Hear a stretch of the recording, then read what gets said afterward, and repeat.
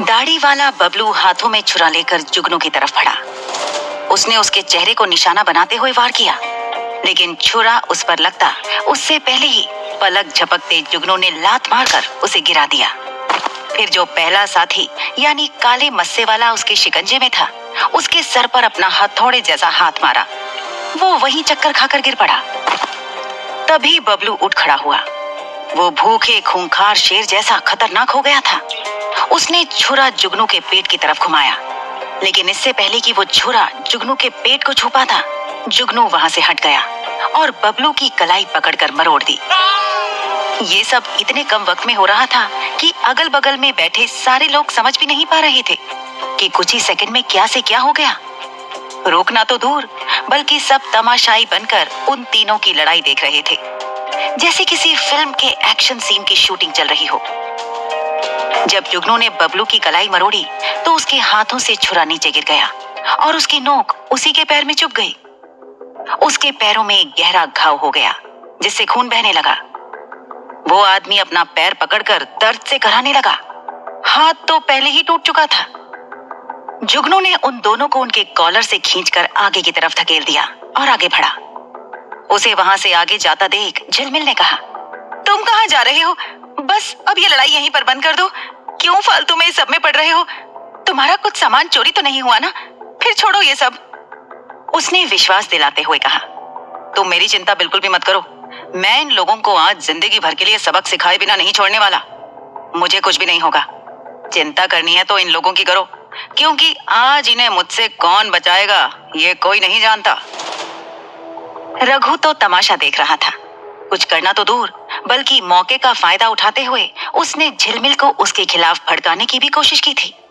और अब जब जुगनू उन लोगों पर हावी हो रहा था, तो उसे जुगनू से काफी ईर्ष्या हो रही थी। जुगनू ने उन दोनों घायलों को और भी लात घूंसे मार मार के लाल नीला कर दिया। आज उसने जमकर उन दोनों गुंडों की मार पिटाई की थी, ऐसी कि अगर उस बस में कोई और चोर मौजूद होता तो वो आज ही अपना धंधा ही छोड़ देता। उन दोनों की टूटी फूटी हालत देखकर बस में बैठे बाकी मुसाफिरों को उन पर दया आने लगी, लेकिन उन दोनों की अकड़ अभी भी ढीली नहीं हुई थी, खास करके उस छुरी वाले बबलू की। उसने जुगनू को धमकी देते हुए कहा, मैं तुझे एक दिन देख लूंगा, समझा ना? सुनकर जुगनू हल्का सा मुस्कुराया और कहा, ठीक है, वो तुम मुझे अभी भी देख सकते हो, लेकिन अगर बाद में कभी देखने की इच्छा हो तो मेरा नाम जुगनू तिवारी है। मैं भवानीपुर में रहता हूँ, कभी भी आकर मुझे वहां देख सकते हो। मैं तो कहूंगा कि अभी अच्छे से देख लो और अगली बार शक्ल मत दिखाना। पहले तो उसने सोचा कि उन लोगों को पुलिस के हवाले कर दिया जाए, लेकिन अगर वो इन दोनों को पुलिस स्टेशन लेकर भी जाता तो वहां पर उसका काफी वक्त बर्बाद हो जाता। अभी तो उसे शहर जाकर रतन की सोने की चेन बेचनी थी और वापस गांव भी पहुंचना था, और इस सब में उसका पूरा दिन गुजर जाता। इसलिए उसने बस ड्राइवर की तरफ देखकर कहा, भैया गाड़ी आगे कहीं कोने में लगा दीजिए, इस कचरे को बाहर फेंकना है। बस में बैठा कोई भी इंसान उसकी बातों को अनसुना करने की हिम्मत नहीं रखता था। ड्राइवर ने बिल्कुल वैसा ही किया जैसा जुगनू ने कहा। उसने आगे एक कोने पर बस खड़ी कर दी। जैसे ही बस रुकी, जुगनू घसीट के दोनों को दरवाजे तक लाया और लात मारकर उन्हें बस से बाहर फेंक दिया। फिर ड्राइवर को चलने का इशारा किया। अब की बार जब जुगनू बस के अंदर की तरफ लौट रहा था तो सबकी नजरें बिल्कुल बदल गई थी। अब सबकी नजरों में उसके लिए काफी सम्मान था। वो लोग जानते थे कि ये दोनों गुंडे गलत थे, लेकिन उनके खिलाफ जाने की हिम्मत बस में बैठे किसी भी आदमी में नहीं थी। सिर्फ जुगनू ही एक ऐसा आदमी था जिसने हिम्मत जुटाकर उन लोगों को सबक सिखाया। अगर कोई आम आदमी होता तो वो इन लोगों से भिड़ने की हिमाकत कभी नहीं करता, लेकिन जुगनू ने ना सिर्फ उन दोनों को सबक सिखाया, बल्कि उन्हें अपना नाम और पता भी दिया, जो करने के लिए जिगर की जरूरत पड़ती है। ना सिर्फ बस में बैठी हुई लड़कियां, बल्कि सारे मर्द भी उसे इज्जत की नजरों से देख रहे थे। लड़कियां और औरतें तो बहुत फिदा हो गई थी। अंदर आते हुए कुछ लोगों ने जुगनू की तारीफ करनी शुरू कर दी। एक ने कहा, अरे भैया तुम तो बहुत अच्छा काम किए हो, का पीटे हो का धोए हो उन ससुर के नाती को, कसम से बहुत मजा आ गया। उन दोनों का तो बोलती बंद हो गया था, भाई बहुत मजा आया ये सब देखकर, बड़े बहादुर हो। दूसरे ने कहा, हाँ क्या बात है, क्या धोता है भाई तूने मार पिटाई में तो बड़े से बड़े एक्शन हीरो तक को फलाप कर दिया।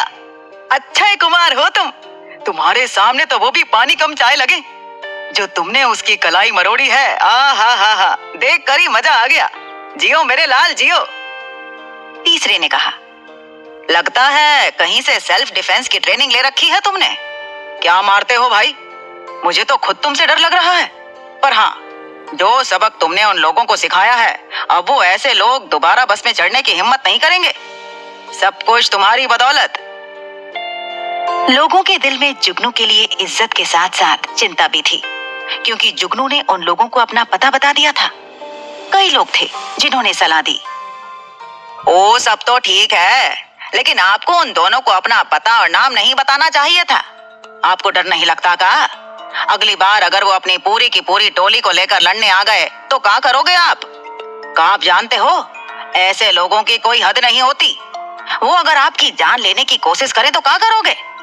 दुश्मनी मोल लिए हो तुम उन गुंडन से। दूसरे ने कहा, मुझे लगता है कि कुछ दिनों के लिए तुम्हें अपने गांव से दूर चले जाना चाहिए। तुमने अपने गांव का नाम बताकर बहुत बड़ी गलती कर दी। क्या पता किसी दिन तुम्हारे गांव आ धमके तो, और तुम्हें अकेला पकड़ के दबोच कर मार गिराया तो। वो लोग बहुत खतरनाक हैं। सबकी नजरों में अपने लिए सम्मान और चिंता देखकर वो काफी खुश था। उसने कहा, आप सब घबराइए मत, ऐसा कुछ भी नहीं होगा। वो लोग चाहे भी तो मेरा कुछ नहीं बिगाड़ सकते, और जैसे मैंने अभी उन्हें पछाड़ दिया, वैसे ही अगर वो दूसरी बार आए तो तब भी पछाड़ दूंगा। लेकिन आप सबकी चिंता के लिए शुक्रिया, मैं अपना ख्याल जरूर रखूंगा।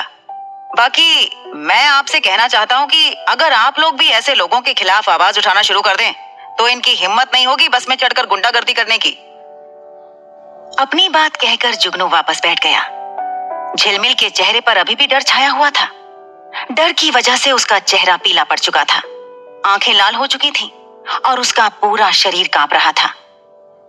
जुगनू को उन गुंडों से लड़ते देखकर एक बात तो रघु समझ चुका था कि वो कोई आम लड़का नहीं था। वो बहुत अच्छी इंग्लिश बोल लेता था।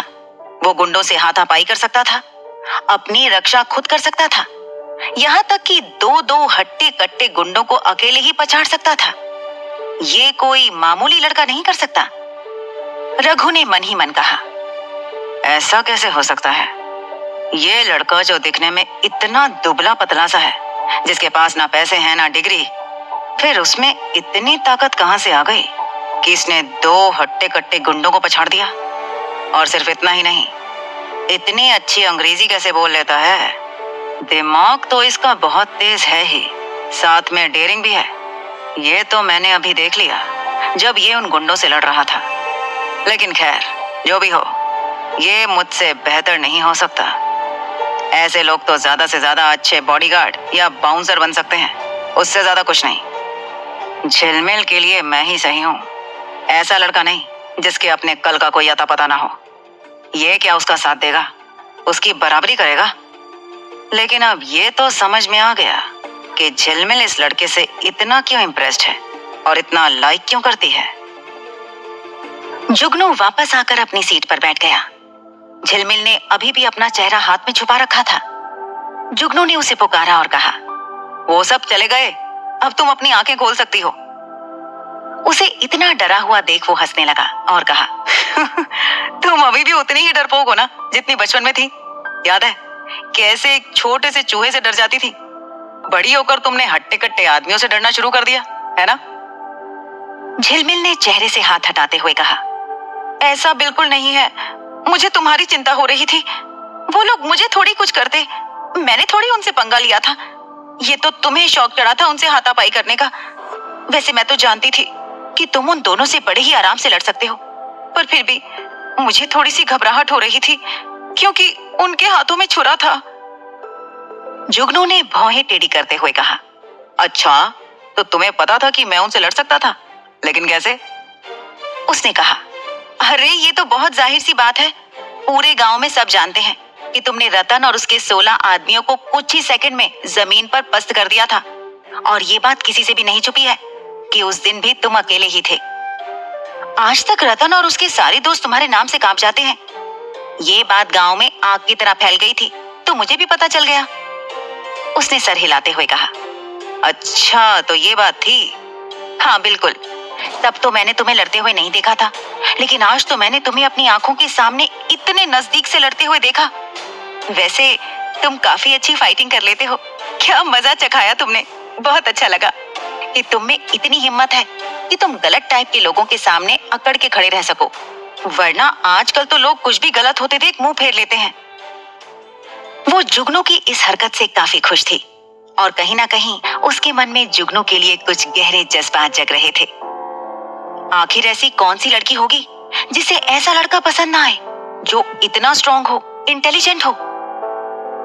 उन लोगों के पीछे बैठा रघु भी यही सोच रहा था। अगर जुगनू सच में झिलमिल का सिर्फ दोस्त है तो भी मुझे नहीं लगता कि इस लड़की को इसके प्यार में पड़ने में वक्त लगेगा। आखिर इस जैसे लड़के लड़कियों को आराम से अपने जाल में फंसा लेते हैं, जिनके पास ब्रेन भी हो और मसल पावर भी। झिलमिल खुश तो थी, लेकिन फिर भी उसे डर सता रहा था, क्योंकि जुगनू ने अपने घर का पता, अपना नाम, सब कुछ उन गुंडों को बता दिया था।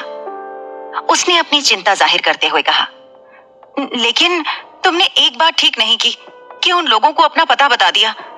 तुम्हें ये नहीं करना चाहिए था। बहादुरी और बेवकूफी में बहुत कम अंतर होता है। मुझे लगता है कि तुम्हें ये समझने की जरूरत है, हर जगह हीरो बनना जरूरी नहीं है। सोचो, अगर कल को वो तुम्हारे घर आ गए और उन्होंने तुम पर हमला कर दिया तो तुम अकेले कैसे उनसे लड़ोगे? और ये जरूरी भी तो नहीं है ना कि हम मुसीबत को अपने घर का रास्ता दिखाएं। वैसे तो उस लड़की ने जो कुछ भी कहा वो बिल्कुल सच था, फिर भी जुगनू ने बेफिक्री से कहा, मुझे इस बात का कोई डर नहीं है।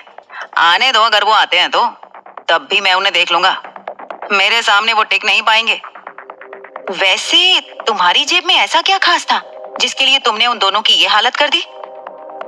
उसने शक भरी नजरों से पूछा। जुगनू ने जेब में छुपाकर रखी हुई चेन हल्की सी बाहर निकाल कर दिखाई और बोला, मेरे पास ये सोने की चेन है जिसे बेचने में शहर जा रहा हूं। बातों ही बातों में उसने देखा कि जुगनू के सर से पसीना बह रहा था।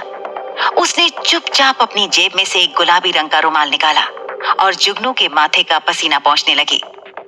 ये देखकर रघु का दिल बुरी तरह से जल गया और वो अब उसके चेहरे पर भी दिखने लगा। जब झिलमिल को ऐसा करने से रोकते हुए जुगनू ने कहा, अरे ये तुम क्या कर रही हो? मेरा चेहरा तो वैसे भी धूल मिट्टी की वजह से गंदा हो चुका है, तुम्हारा रुमाल खराब हो जाएगा। ऊपर ऊपर से तो वो मना कर रहा था, लेकिन वो रुमाल इतना खुशबूदार, नर्म और सुंदर था कि जुगनू को बहुत अच्छा लग रहा था। वो उसकी खुशबू में डूब रहा था। ऐसा लग रहा था जैसे वो कोई गुलाब का फूल उसके माथे से छुआ रही हो। झिलमिल सिर्फ मुस्कुराई और कहा, कोई बात नहीं, अगर ये गंदा हो गया तो मैं घर जाकर इसे धो लूंगी। तुम्हें उसकी चिंता करने की जरूरत नहीं है। फिलहाल तुम्हें अपने पसीने से भीगे हुए इस चेहरे की चिंता करने की जरूरत है। चुपचाप मुझे पहुंचने दो। क्या ये आगाज था एक नई प्रेम कहानी का? क्या रघु जुगनू को झिलमिल के दिल में जगह बनाने देगा? जानने के लिए सुनिए अगला एपिसोड।